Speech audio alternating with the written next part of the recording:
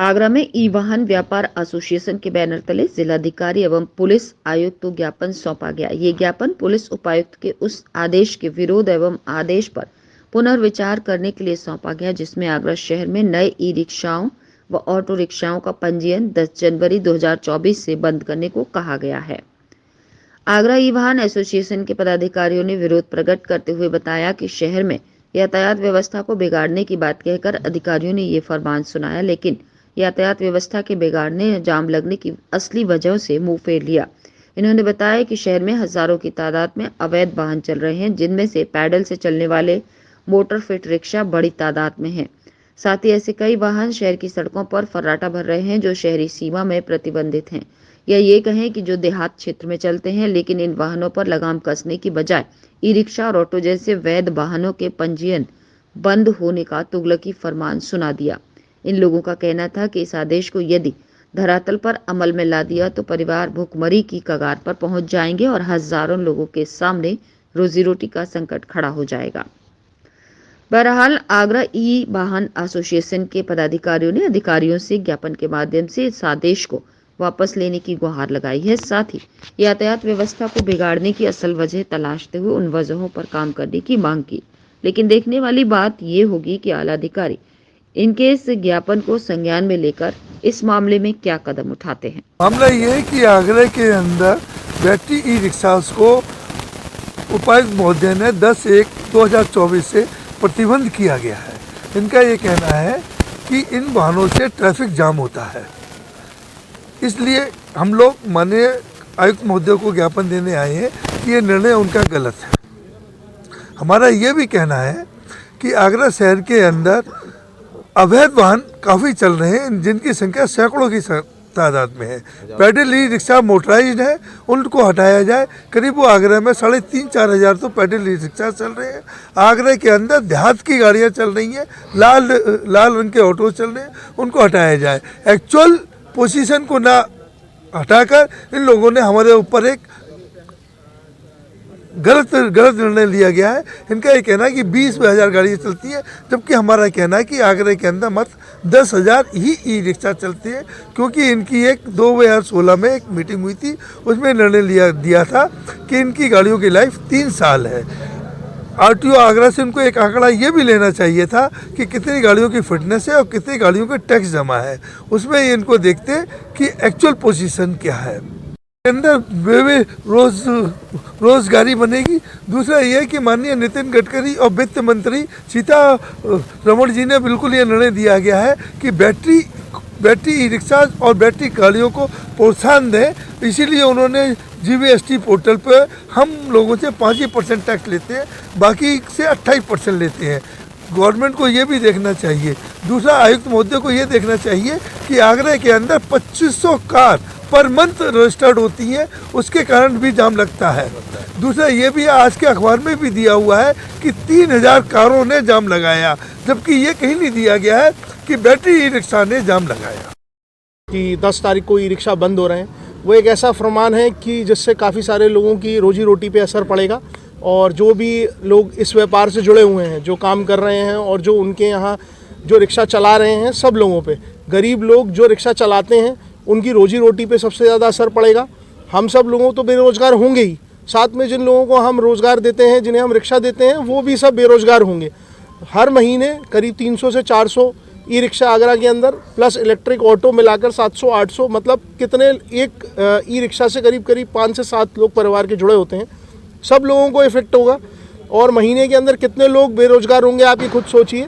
सरकार ने इसके बारे में बिल्कुल नहीं सोचा, ना हमारे बारे में सोचा। हम इतने सालों से व्यापार कर रहे हैं, और आज हमारा व्यापार बिल्कुल एकदम 10 दिन में इन्होंने हमें नोटिस दे दिया कि ख़त्म कर दीजिए, आप बंद कर दीजिए।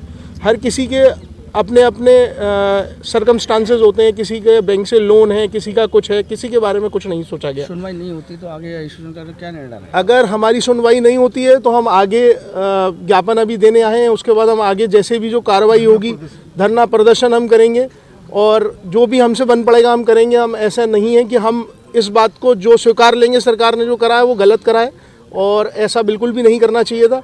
कितने लोगों की जो रोजी रोटी है उस पर कितना असर पड़ेगा ये आप खुद लोग सोच सकते हैं। लोगों का ये कहना है कि ई रिक्शा जाम लगाता है, ई रिक्शा जाम नहीं लगाता, खाली और भी बहुत सारी व्हीकल्स हैं जो रोड पे चल रहे हैं, हर महीने बिकते हैं, जो जाम लगाते हैं। और ई रिक्शा की जो क्वांटिटी इन्होंने निर्धारित करी है वो है नहीं। ई रिक्शा की जो लाइफ है वो 3 साल है, और उसके बाद जो इन्होंने रजिस्ट्रेशन दिखाया है वो 8-10 साल से जो रिक्शा रजिस्टर्ड हो रहे हैं वो सारे इन्होंने दिखाए हैं इसके अंदर की ये टोटल क्वांटिटी है। बट अगर इसका संज्ञान लिया जाए तो वो आधे भी नहीं है जो चीज़ ये कह रहे हैं। तो मेरा यही है कि एक तो ये संज्ञान लें पूरा कि इसके अंदर कितने ई रिक्शा चल रहे हैं अभी रोडों पे और कितने नहीं चल रहे हैं। सबसे बड़ा पॉइंट ये है। और जो ट्रैफिक कर रहा है वो खाली ई रिक्शा ट्रैफिक नहीं कर रहा, बहुत सारी और भी जो हैं रोड पे व्हीकल्स चल रहे हैं, कार्स हैं, हर चीज़ जो रोड पे चल रही है खाली ई रिक्शा को ही मिला इन्होंने बंद करने के लिए, ठीक है। और गरीब आदमी से जुड़ा हुआ है ये, सरकार इसे प्रोत्साहन दे रही है। गवर्नमेंट यूपी सरकार इसके लिए अभी महिलाओं को महिला सशक्तिकरण पे ई रिक्शा बांट रही है। 10,000 रुपये में ई रिक्शा ले जाइए, और यहाँ पे ये बंद कर रहे हैं उसका रजिस्ट्रेशन। उसके बाद सरकार दूसरा जो हमें 5% में ई रिक्शा रजिस्टर्ड होता है, पहले हमारा इसका टैक्स 14% था वैट में, सरकार ने इस पर GST कम करा। उसके बाद सरकार टैक्स के अंदर हमें इसके अंदर छूट दे रही है कि आदमी अगर टैक्स फ्री है ई रिक्शा। आज से 2 साल पहले करीब मुख्यमंत्री जी ने खुद इसको टैक्स फ्री करा कि इसमें कोई टैक्स नहीं लेंगे, इसे प्रोत्साहन दे रही। वर्ड आगरा के नाम से रजिस्टर्ड आए हो क्या? आज हम लोग यहाँ पे पुलिस आयुक्त महोदय के यहाँ आए हैं। इसमें हमारी है, हमने एक स्लोगन दिया है, एक व्यापारी की पीड़ा। आप लोग देख सकते हैं, एक व्यापारी ही नहीं वरन हम लोग व्यापार करते हैं, अलग अलग बैंकों से लोन लेकर के करते हैं। आज पुलिस आयुक्त महोदय ने एकदम से 10 दिन का ज्ञापन दे करके, 10 दिन की विज्ञप्ति दे करके हमारे व्यापार को तहस नहस कर दिया। आज हम लोग लगभग 100 से 200 दुकानदार हैं आगरा के। 200 दुकानदारों के यहाँ लगभग 500 लोग कर्मचारी हैं। 500 के अलावा 5,000 रिक्शे चलाने वाले हैं। 5,000 के अलावा उनके लगभग अगर एक परिवार में 5 मेंबर मान लें तो 25 से 30,000 मेंबर हैं जो इमीडिएट इफ़ेक्ट से प्रभावित हो गए हैं, जो भुखमरी की कगार पे आ गए हैं। आज हम लोगों को समझ में नहीं आ रहा कि हम क्या करें। अपने ई रिक्शे जो स्टॉक में हैं, लगभग 200 से 300 ई रिक्शे आज सभी व्यापारियों के पास हैं, उन रिक्शों का क्या करें। अगर शासन प्रशासन के पास कोई व्यवस्था है, कोई वैकल्पिक व्यवस्था हमारे लिए है, हमारे रोजगार के लिए, हमारी रोजी रोटी के लिए है, इमीडिएट प्रभाव से बनाएं। अदरवाइज़ हम मांग करते हैं कि कम से कम 6 से 8 महीने का समय दें ताकि हम अपने व्यापार को अपने रिक्शों को बेच सकें और अपना दूसरे व्यापार की व्यवस्था कर सकें। सुनवाई नहीं होती है तो क्या क्या रणनीति? हम लोग आगे सभी परिवार मिल करके, सभी परिवारीजन मिल करके मुख्यमंत्री जी के पास जाएंगे। मुख्यमंत्री जी कहते हैं, प्रधानमंत्री जी कहते हैं कि आप छोटे से व्यापार करें। जब रिक्शे वालों की ही नहीं सुनी जाएगी तो हम भुखमरी और धरना प्रदर्शन करने के ये पुलिस आयुक्त महोदय के आदेश के अनुसार 10 जनवरी से नई ई रिक्शा पंजीकरण बंद होने के विरोध में हम लोग यहाँ आए हैं।